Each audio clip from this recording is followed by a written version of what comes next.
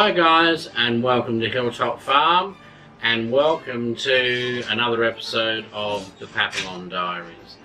Something a bit different this week. This week, sadly, you're stuck with looking at me, but what I'm going to actually do is we're going to get close up and personal with the babies that are left. Now, puppy number 1 went at 8 weeks old to its new home, and we'll start with puppy number 2. Here we have puppy 2. Now, all the puppies are tricolour. Now, they're all born black and white, and the tricolour is the markings on the eyebrows and the cheeks, and it spreads and comes through more obvious the older they get. This little fella, you can hardly see it, but it is there. When you see him in real life, it is actually there. Okay, something else that that hasn't developed yet is their ears. Originally, Papillons were bred with their ears flopped down. If you actually pay attention and you look at sort of paintings of Marie Antoinette or something like that, where they have the dogs painted in the portraits with them, they have their ears down. And of course, fashions and styles change over time, and they decided they wanted to have the ears up. But because the original dogs had their ears down, occasionally you get one where the ears stay down. And this isn't frowned on in the Papillon world. It's quite accepted. It's accepted in the breed standard. You can show them. There's nothing wrong with it. We haven't had one yet, but yeah, it's behind the dogs, so it's only a matter of time before it happens. This little guy is what I call the naughty one of the list. Now, if we just ignore him and you watch, he's into everything, and you have to watch that he doesn't suddenly decide to spring off the table. But anyway, he's what I call the naughty one. He's into mischief. He's just naughty. There's no other way to put it. Now, this little guy, I'm fairly certain is going to be called Louis, and he's going to Melbourne. And his ears, we were talking about the ears, his ears, as you can see, are you going to face the camera? You got to say hello. Come on, you got to say hello to your new family. Wave. Now you see how his ears are flopped down. They're showing signs to a trained eye. So he's like a flying nun. To the trained eye, he's showing signs that they're starting to lift. All right. I wouldn't be at all surprised if by the time he goes to his new home they're not up, and he will look very odd because they stick out straight away like that. They look most peculiar, but they grow into them. But they might still be down. We just wait and see. We've noticed that Rolly, their dad, his ears were down till he was about 12 weeks old. And most of, not all, but most of his puppies seem to do the same thing. And yeah, I think that's what's going to happen with this little guy. But as you can see, he's a little butterball, and his fur's coming in nicely. He's all fluffy, and as I say, he's just majorly naughty, this little guy. He's on the go the whole time. Okay, so you say goodbye. Say bye. Bye. Puppy number 3 is this little girl here. Now, she is not a naughty puppy. I consider her to be something of a thinker, because she does not charge in like her brother does, where angels fear to tread. She thinks about things first, and then approaches things at her pace. Now, if you notice, with her ears, she has one up and one down. Can you see that? That's obviously in the process. This one's in the process of coming up. I was talking to her new owner only a couple of days ago, and they were both down. This one had been threatening to come up, and I was explaining how it worked to her. But most owners, if their puppy's ears are still down, they will ask me when they see it in the videos, "Oh, when do the ears come up?" But they're all different. Puppy number 4, her ears have been up since she was probably about 5 weeks old, which some of them do. And as I say, the ones that come from Rolly, which this litter does, most of them tend not to. Now, the other thing you'll see about this one, well, I don't know if you can see it, hopefully you can, is the tan on her face is more prominent than on her brother's. She's got the eyebrows with the cheeks, okay, which to me, she looks like she's developing into what we call a classic tricolour.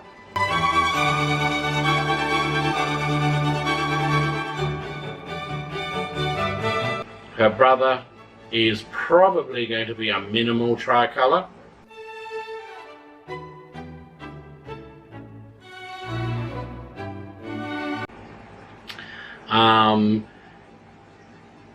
And most of our puppies tend to be like this one, like the classic. And then you have others like Rolly, like their father, who is a hound tricolour.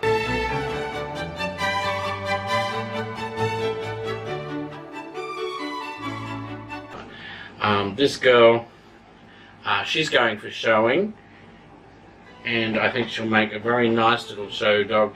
Her coat, I don't know if you can see that, her coat's coming on rather well. It's quite plushy already. She's got a nice curl on the tail. She has a spot at the base of her tail, see the dark spot at the base of the tail, which is something that's preferred. Her facial markings are relatively symmetrical. She's got white ring around her nose. Haven't you, sweetheart? Yes, you have. Yes, you have. And these bat ears that she has, as I say, they look odd, but she will grow into them. And if you can imagine, as she gets older, the fur, or furnishings as they call them, that grow out of there, the bigger the ears are, the wider the cascade of fur coming down. So it gives them a more spectacular look. And the idea of them is when you look at them from behind, I don't know how well you can see, probably not well, because of the shape of the ears and the pattern, they look like that they've got, it looks like a butterfly. Which she does when you see her in real life. You can't sort of see it now. Now, this little one, as I say, she's going as a show dog. She's going to Perth, and I think the owner's calling her Kiara. Okay, little one, so you're going to say goodbye? Hey? I know. She's a real thinker, this one. Aren't you? Trying to work out what I'm doing. Yes, you find that there are certain character traits, and with litters you can tend to slot them in. There's often the bruiser, which is the one that bashes everyone up. He was number 1. He's gone to his new home. There's the naughty one who's just into mischief, into everything, which Rolly is 2, and he's still like that. And then there's this one. Now this one here, now you see her ears are out, and they've been like that since she was 5 weeks, but the ears themselves are not as big as her siblings. But again, magnificent coat, absolutely beautiful coat. Rolly is giving us beautiful coats. He really is. So we're very, very pleased. He's also giving us, you know, we're getting the well-marked bodies, and even the head. I mean, even though this one, she doesn't have the white blaze up the middle, the show standard says they don't actually have to have that. Their facial markings just must be as symmetrical as possible.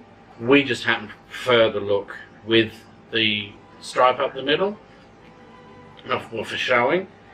Now this little girl here, if you look, her markings are even more prominent than the last one. And I suspect this little one is going to be a hound tricolour, the same as her dad.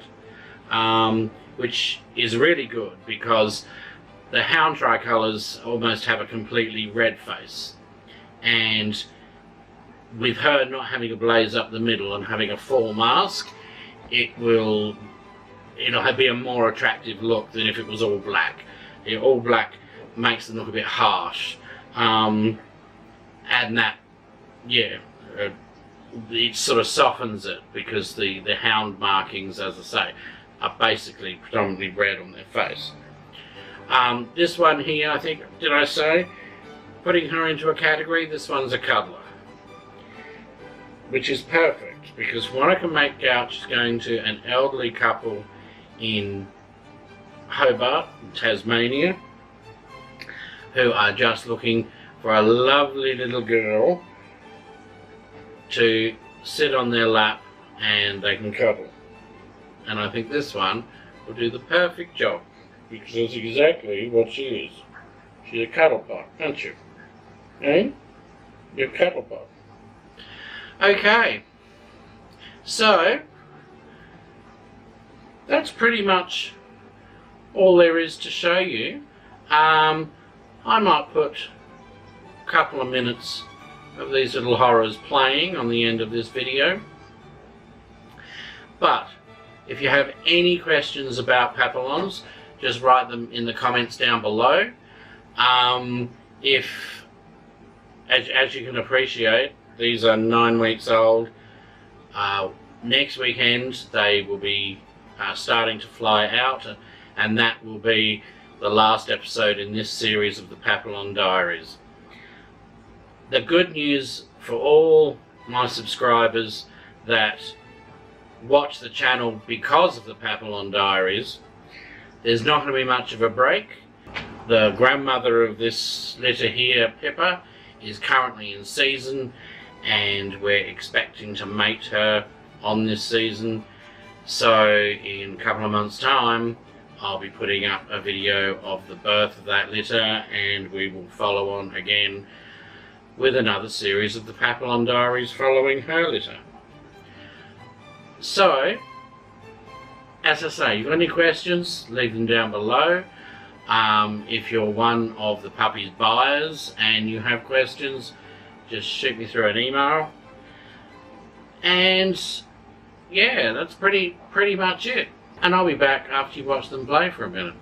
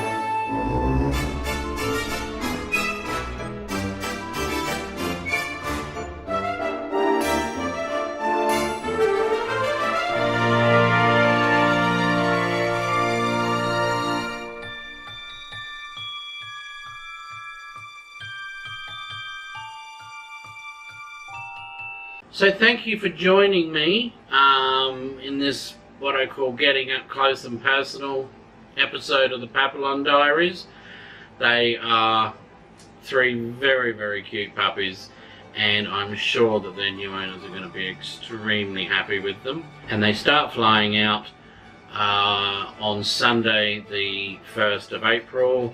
The little ones to Perth and Melbourne both fly out that day, and on the 3rd of April the last little one will be off to Hobart. So if you like this video, give it a big thumbs up. Remember to hit subscribe so you don't miss out on any more videos. Hit the bell notification so that hopefully YouTube will notify you when we put up a video. And until next week, it's goodbye from Hilltop Farm. See ya!